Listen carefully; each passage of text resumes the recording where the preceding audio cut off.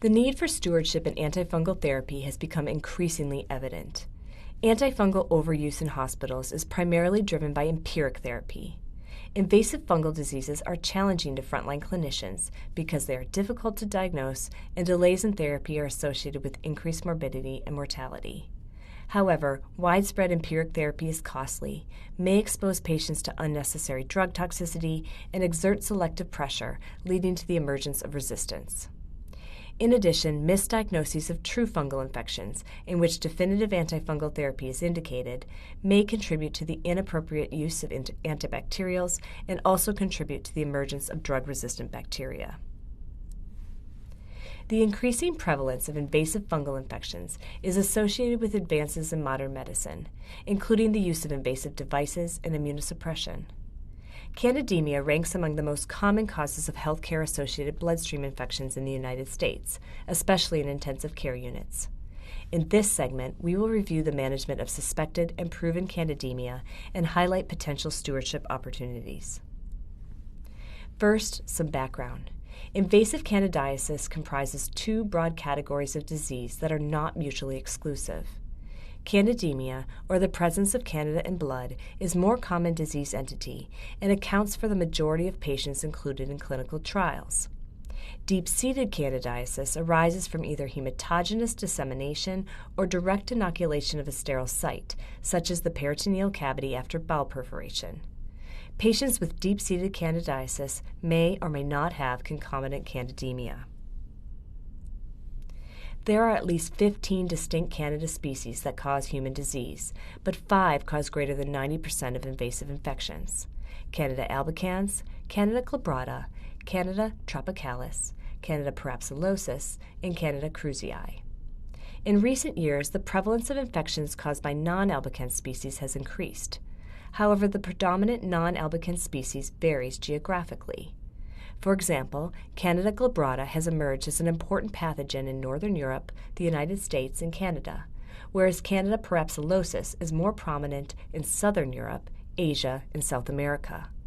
The local prevalence of non-albicans species impacts empiric therapy, given susceptibility patterns vary by species. For example, many Candida glabrata and Candida krusei isolates exhibit resistance to azoles, while Candida parapsilosis isolates exhibit higher MICs to echinocandins, although they do remain effective.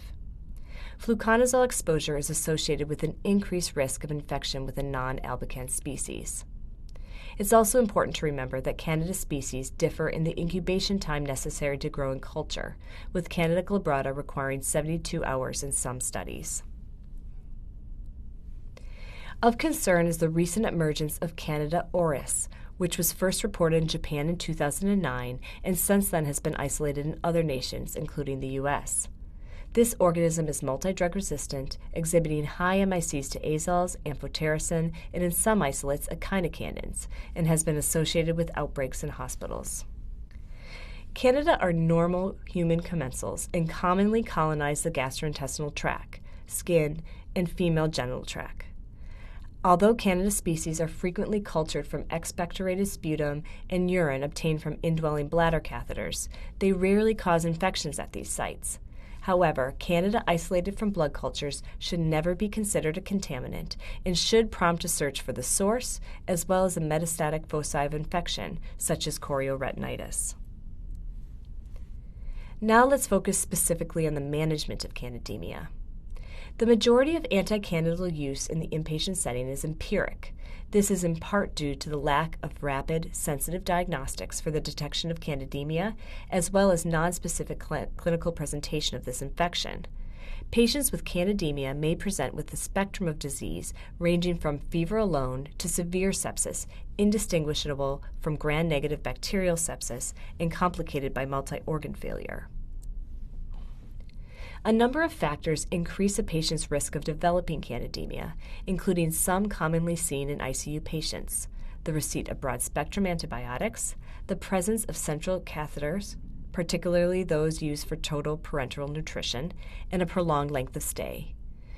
Other risk factors include abdominal surgery, especially in those with an anastomotic leak or those who required repeated abdominal surgeries, acute necrotizing pancreatitis, cancer, immunosuppression associated with organ transplantation, chemotherapy, or steroid use. Neonates, particularly those born prematurely or with low birth weight, are also at increased risk of candidemia. Despite the fact that all of these risk factors have been noted, prediction models have only been modestly beneficial at identifying patients with candidemia. The gold standard for the diagnosis of candidemia is positive blood cultures. Historical autopsy studies found that antemortem blood cultures were only positive in half of the patients with proven invasive candidiasis. However, some suggest that the sensitivity of blood cultures for candidemia may be underestimated in these studies due to the inclusions of patients that likely had invasive candidiasis without active candidemia. Nevertheless, new diagnostics are needed to complement cultures in detecting patients with candidemia. A full discussion of the assays available and in development to detect candidemia is beyond the scope of this segment. However, several of these assays, including beta-D-glucan, have high negative predictive values and could provide stewardship programs with the opportunity to coordinate with the clinical laboratory on anticandidal de-escalation projects. New rapid diagnostics, such as Vericor Candida Real-Time PCR Panel and the T2 Candida Panel, show promise, but their clinical usefulness will depend on whether their negative predictive values are demonstrated in large clinical studies to allow avoidance or early discontinuation of empiric therapy. Early initiation of therapy and source control are key steps in managing candidemia. A critical element of source control is the early removal of central venous catheters, which is recommended for all non-neutropenic patients with candidemia. For neutropenic patients, the guidelines recommend that decisions regarding the removal of lines be made on a case-by-case basis, given alternative sources of infection are common. The 2016 Infectious Disease Society of America guidelines recommend echinocandins for the initial empiric treatment of candidemia in both neutropenic and non-neutropenic patients. This recommendation is based in part due to the emergence of azole-resistant candidal infections. For non-neutropenic patients, fluconazole is an acceptable alternative to echinocandins as initial empiric therapy for patients who are not critically ill and who are considered unlikely to be infected with a fluconazole-resistant Candida species based upon local epidemiology and/or no previous exposure to azoles. For neutropenic patients, the guidelines recommend liposomal formulations of amphotericin as second-line alternatives, given the use of azoles as prophylaxis in this population. It's important to remember that echinocandins do not achieve therapeutic levels in the CSF, vitreous fluid, and urine.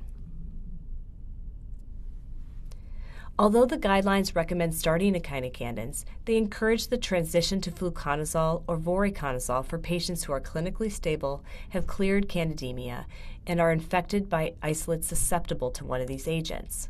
Both fluconazole and voriconazole are available in oral formulation, and this transition obviates the need for continued intravenous administration of antifungals.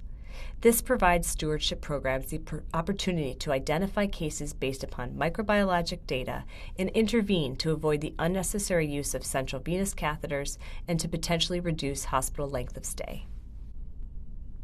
The recommended total duration of therapy for candidemia without metastatic complications is 14 days after documented clearance of candidemia and resolution of symptoms. In neutropenic patients, therapy is often continued until neutropenia resolves. Here are the key take-home points. The epidemiology of candidemia is changing with the increasing prevalence of more aggressive medical care and the emergence of antifungal resistance. Candidemia is an important target for antimicrobial stewardship programs. It provides an opportunity to collaborate with the microbiology lab to establish diagnostic strategies to improve detection and also rule out candidemia, thus optimizing empiric antifungal use. Although guidelines encourage the use of echinocandins as the first-line agents, especially in those who are critically ill or have previous exposure to azoles, they encourage de-escalation to oral agents when indicated. Antimicrobial stewardship programs could target these patients and provide de-escalation guidance. Improving the detection and management of candidemia may allow ASPs to guide the de-escalation of empiric antibacterials as well.